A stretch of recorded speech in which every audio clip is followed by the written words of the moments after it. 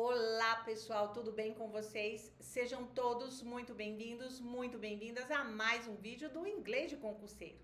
Semana passada eu fiz um vídeo sobre o concurso para a Prefeitura de Joinville e comentei que os concursos para professores de língua inglesa no estado de Santa Catarina estão bombando. Só para dar um exemplo, agora em dezembro de 2023, no dia 17, mais especificamente, serão 3 concursos aplicados por diferentes prefeituras sob a responsabilidade de diferentes bancas examinadoras. Como não dava para fazer um vídeo sobre cada uma delas, então eu escolhi uma banca que chamou a minha atenção porque ela é responsável por 3 concursos que vão acontecer aí em Santa Catarina. Sendo que um desses concursos está oferecendo vagas para professor de língua inglesa mais cadastro de reserva com uma jornada de 40 horas semanais e um vencimento básico de mais de R$ 6.700. É isso mesmo que você ouviu, um vencimento básico de mais de R$ 6.700. Eu estou falando do concurso para a Prefeitura de Criciúma e a banca é a banca da Unesc. Eu vou deixar o link da Unesc aqui na descrição do vídeo para você acessar esses 3 concursos que ela é responsável aí no estado de Santa Catarina, para que você possa olhar mais detalhadamente as informações sobre o edital. Vou deixar também o link da prova que eu vou analisar e comentar as questões hoje com vocês. A prova que eu vou comentar é uma prova muito tranquila, ela tem 20 questões, sendo que dessas questões, 10 são de conhecimentos específicos. Mas fica aqui o meu alerta para você, professor, professora, concurseiro, que está na expectativa de encontrar uma prova de concurso aonde você vai ter, de um modo geral, questões no estilo The book is on the table, under the table or in the table. Vem comigo para a tela do meu computador que eu vou te mostrar o porquê que eu estou dizendo isso. Eu escolhi a prova de Maracajá, né? É um município no interior de Santa Catarina, bem pertinho ali do litoral. E é um edital, é o segundo edital de 2021. E essa prova foi aplicada em janeiro de 2022, tá? Como sempre, eu gosto de começar o comentário colocando aqui as informações importantes da folha de rosto. É uma prova que tem a duração de 3 horas. Além do mais, é uma prova de 20 questões objetivas de múltipla escolha. Então, ou seja, não tinha prova discursiva. Então, esse tempo era somente para essas 20 questões, aonde tinha o candidato ia ter 4 alternativas para escolher. Outra informação importante, que a prova tem que ser respondida com caneta de tinta azul ou preta. E aí eu já recomendo que você faça o uso da caneta de tinta azul ou preta com material transparente, já faça dele uma rotina nos seus estudos, tá? Para que você não tenha que se preocupar com isso mais lá para frente na hora da prova. E olha que interessante, aqui na folha, ele coloca um gabarito de rascunho. Caso você queira marcar, né, para se certificar e chegar lá na hora do gabarito definitivo, você não ficar nervoso, não ter problema de marcar alguma resposta, porque não pode ter rasuras, né, gente?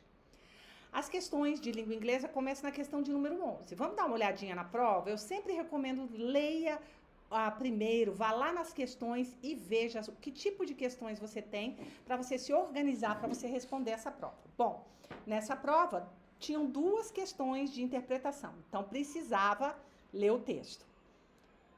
As demais questões, tinha só mais uma questão, que era uma questão de tradução, não tinha nenhuma questão de aspecto linguístico. E as demais questões, pessoal, olha que interessante, eram todas questões, na sua maioria, relacionadas à legislação, a conhecimentos teóricos, metodológicos, tá? Sobre a língua inglesa. Então, tem muito pouca coisa sobre aspectos linguísticos. Eu acho que a gente pode dizer que praticamente nessa prova só tem mesmo a questão de número 13. Então, ao invés de tentar responder a 13, como a gente vai precisar entrar no texto para responder a 11 e a 12, então vou logo fazer a leitura do texto com vocês. É um texto que não é muito longo, é relativamente longo, mas ele não chega a ocupar toda a página. Então, a gente tem que ler, então vamos lá, tá? Anne Fortune Fitzroy, a duquesa de Grafton, passed away, faleceu, né? Morreu aos 101 anos. A sua morte foi um outro golpe E aí a palavra blow aqui, ó, significa golpe para a rainha, e veio em menos de um ano, desde que Sua Majestade, o seu esposo, o príncipe William, que ela o chamava de sua força, né, e de seu guia, de sua fortaleza e seu guia, podemos traduzir assim, faleceu aos 99 anos, em abril, e o seu neto, o príncipe Harry, com Meghan Markle, foram para os Estados Unidos, né? Foram para os Estados Unidos. Gente, não vou traduzir ao pé da letra, né? Porque eu vou passar para vocês a ideia. Já pensou se eu pego aqui, Harry e Meghan saíram para os Estados Unidos? Eles foram embora para os Estados Unidos. Fortune serviu a Casa Real por todos os 69 anos do reinado da monarquia. E ela fez, né, a Sua Majestade, a Rainha Elizabeth, a madrinha da sua segunda filha, a Lady Virginia Fitzroy, em 1954. Então, ela ofereceu, né, a filha dela em batismo para a rainha e a rainha aceitou, claro. A duquesa, ela foi apontada como a grande dama da Cruz da Ordem Real Vitoriana em 1980. E essa premiação, feita pessoalmente pela rainha, pelos seus serviços prestados aos seus soberanos, aos serviços que ela prestava para a corte, né, gente? Poucas pessoas tiveram tão longa e tão próxima relação com a rainha. Ela era uma das duas damas, né, de Hobbes. Damas de Hobbes seria uma espécie de dama de companhia, de acompanhante, que a rainha teve durante o seu reinado. Antigamente, esse papel era da responsabilidade dos monarcas, era a responsabilidade de cuidar das joias e das roupas dos monarcas, ajudar a escolher a roupa que usar, a joia que combinava, né, gente? A cara da riqueza, não é mesmo? Hoje, a maioria desses títulos, né, honorários de dama de Hobbes, vamos dizer assim, de acompanhante, também tem mais invisibilidade, um papel mais invisível, sendo mais como um apoio de uma amizade, vamos dizer assim, e de um aconselhamento para a rainha. A duquesa era conhecida por executar suas tarefas infalivelmente, impecavelmente, sem defeitos, né? E nunca falar sobre as suas responsabilidades com a família real em profundidade.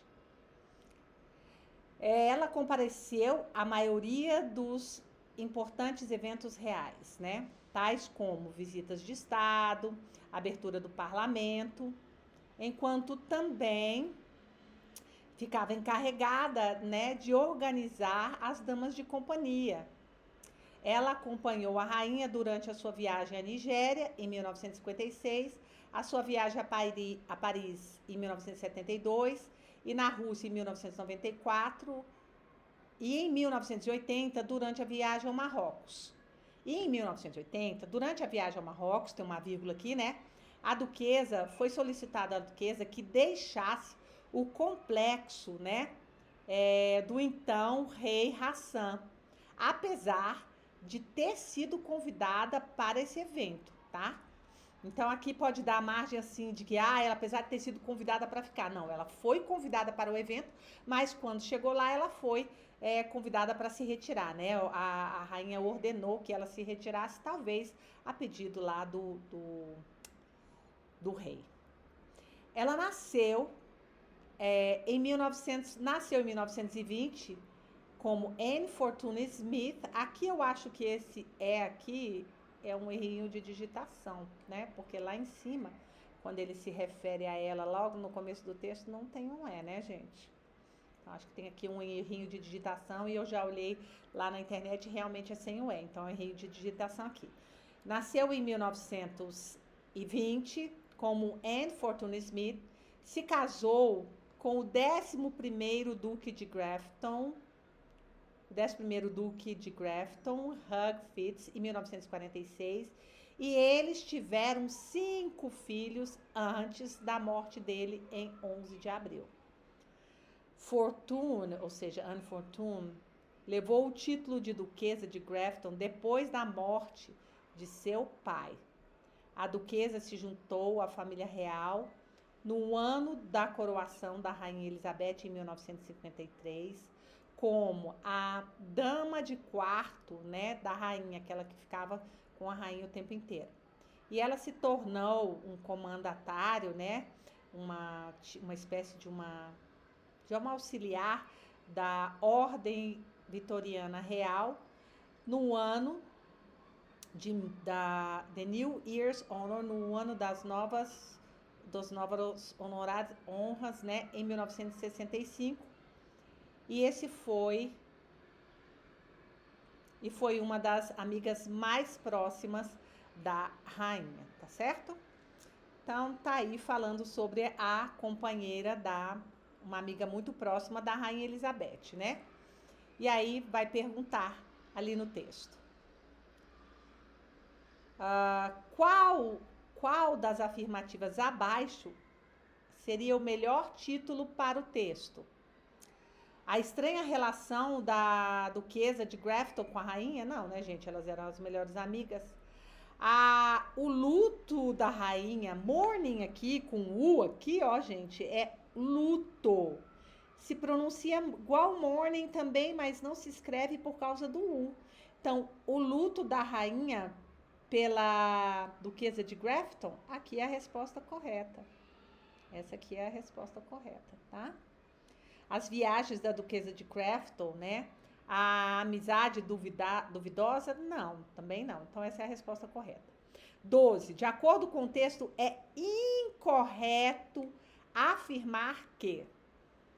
É incorreto afirmar que Anne Fortune Fitzroy e a rainha se encontraram em Marrocos? Não.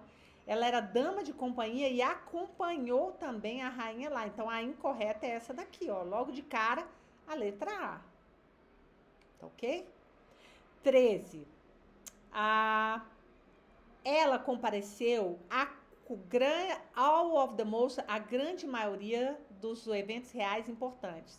Ela compareceu a quase todos os eventos reais importantes. Ela atendeu? Não, atendeu não, né, gente? Ela compareceu. Ela não atendeu ninguém no evento, porque não era ela que estava organizando. Ela compareceu em todos os eventos? Também não. Ela atendeu a quase todos os eventos? Também não. Então, resposta correta novamente aqui, letra A. Eita, coisinha torta. Bom, questão 14, então ali já encerra essa parte linguística em questão 14. Acerca do Fundo de Manutenção do Desenvolvimento da Educação Básica e da Valorização dos Profissionais da Educação, assinale a alternativa incorreta. O Fundeb, né, pessoal? Karine, pode cobrar a questão sobre o Fundeb? Pode, pessoal, porque tá lá no edital, tá previsto, tá? Então, estudem o Fundeb, que é um fundo, né, de natureza contábil que disponibiliza verba para as instituições públicas, estaduais e municipais. Então, qual dessas 4 alternativas aqui está errada em relação à função do Fundeb? Ele é um fundo de natureza contábil? Sim, ele é um fundo de natureza contábil. O Fundeb se destina à manutenção e ao desenvolvimento da educação pública e à valorização dos profissionais da educação? Sim. A Lei 14.113 de 2020 deixa claro que parte dos recursos do Fundeb deve ser destinados também à rede privada? De jeito nenhum. Essa aqui é a alternativa correta. O Fundeb, é a alternativa incorreta, perdão, né? É a alternativa que vocês têm que marcar. É somente para as escolas públicas. Então, essa é que é a alternativa incorreta nessa prova. 15. Acerca do ensino da língua inglesa no Brasil, julgue as frases abaixo.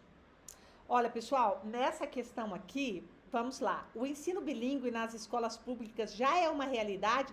Está previsto na Base Curricular Nacional? Pessoal, ele não é uma realidade porque o ensino só começa na educação básica, na educação pública, a partir do 6º ano do ensino fundamental, ou seja, do 2º ciclo. Então, essa alternativa aqui é falsa, tá? A3, o ensino da língua inglesa é obrigatório a partir do 6º? Não, gente, a partir do 7º não, é a partir do 6º. Então, essa aqui também é falsa, tá? Então, a única alternativa correta que sobrou aqui foi a letra B de bola. Como vocês sabem, eu gosto sempre de fundamentar as respostas dos gabaritos que eu apresento aqui. E eu confesso para vocês que antes de fazer o gabarito, eu não achei nenhum documento que pudesse me respaldar para eu explicar para vocês por que a atividade de música é uma das mais utilizadas na língua inglesa. Então, aqui eu estou replicando o gabarito oficial para vocês. Caso alguém que esteja vendo esse vídeo tenha alguma informação, ou seja, legal, algum documento que respalde essa resposta e possa ajudar o canal, coloca lá nos comentários, ou então manda para o meu e-mail qual é esse documento com a parte específica, porque assim a gente traz mais conhecimento de valor para ajudar os colegas nesse tipo de resposta. Combinado?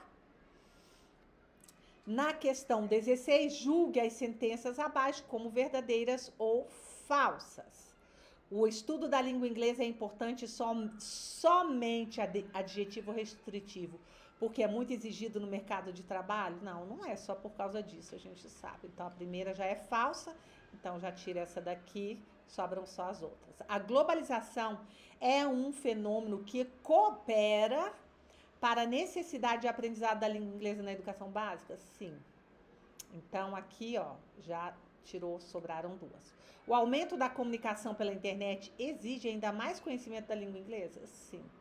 Então, a resposta correta aqui é a letra C. Ok, pessoal? Seguindo, temos a questão 17, questãozinha sobre teorias de aquisição e aprendizagem da língua.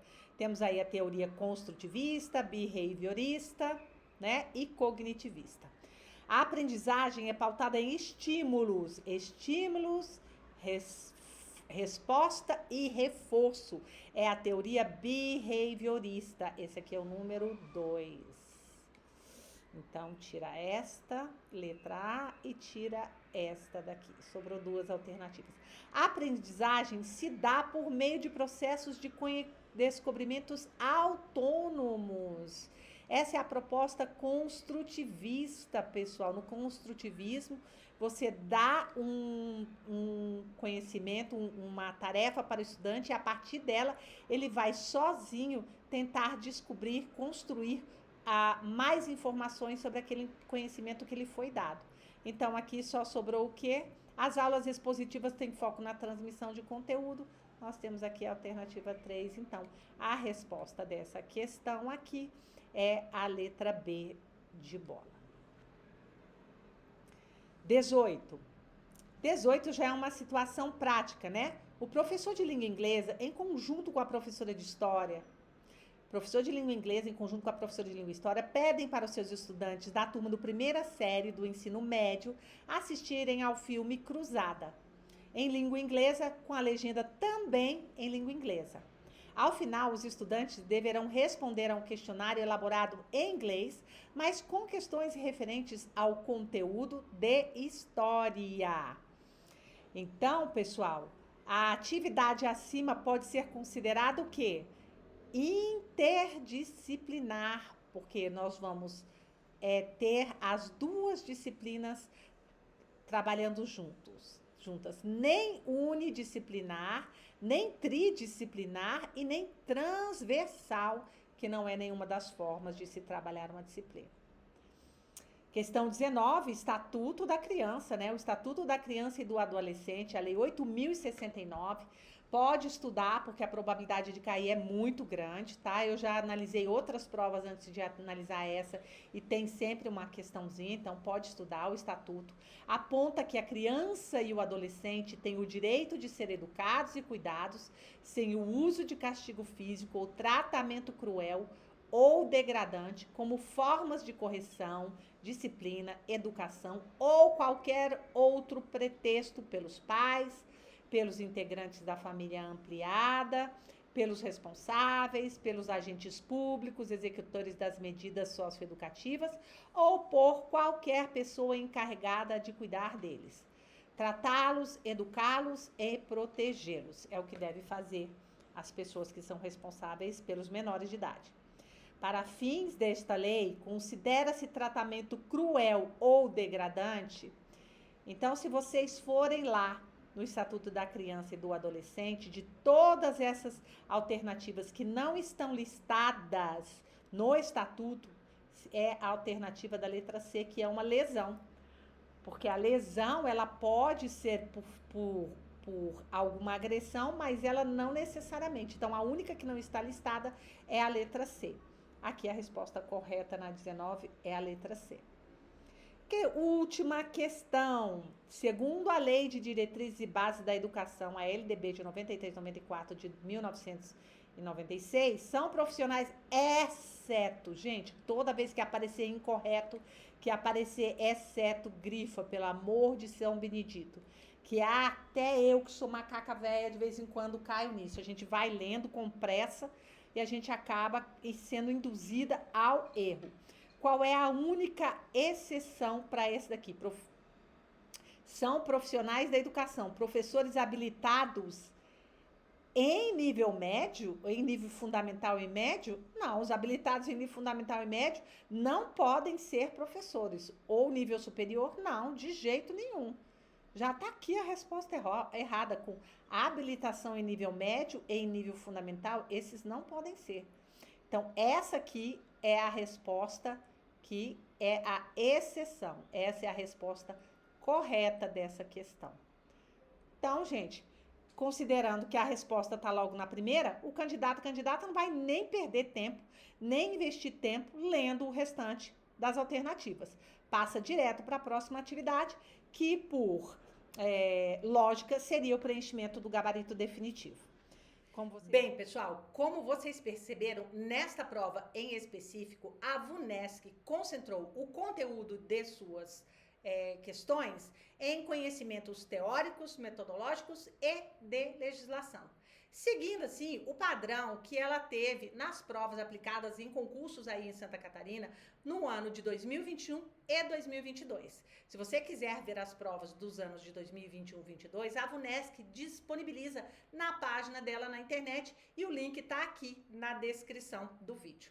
E para concluir, o que é que eu, Karina, enquanto professora de língua inglesa, na minha humilde opinião, que venho aqui há meses analisando questões de conhecimentos específicos, posso falar sobre essa banca e as demais? Pessoal, o recado está dado para os concurseiros e as concurseiras de plantão. Questões de conhecimentos específicos relacionados a conteúdos teóricos, metodológicos e legislação são cada vez mais cobrados nas provas de concursos públicos para professores de língua inglesa. Então, isso faz com que você, concurseiro e concurseira, fique atento para esse tipo de questão e comece a separar um pouco mais do seu horário de estudo para se dedicar a esse tipo de conteúdo. Eu espero que você tenha gostado desse vídeo, que ele possa te ajudar a aprimorar os seus conhecimentos. Não esquece, então, de deixar aqui embaixo o seu comentário, ou se você quiser ver alguma prova de concurso que eu ainda não comentei, se você quiser vê-la comentada em um vídeo, acessa aqui o meu e-mail ou o meu WhatsApp, que está na descrição do vídeo também, e envia para mim que eu vou fazer um vídeo para você sobre esse concurso, sobre essa prova que você tanto deseja. Eu quero, para finalizar, agradecer então a sua audiência, a sua paciência, o seu like, o seu compartilhamento e eu te vejo no próximo vídeo. Tchau, tchau!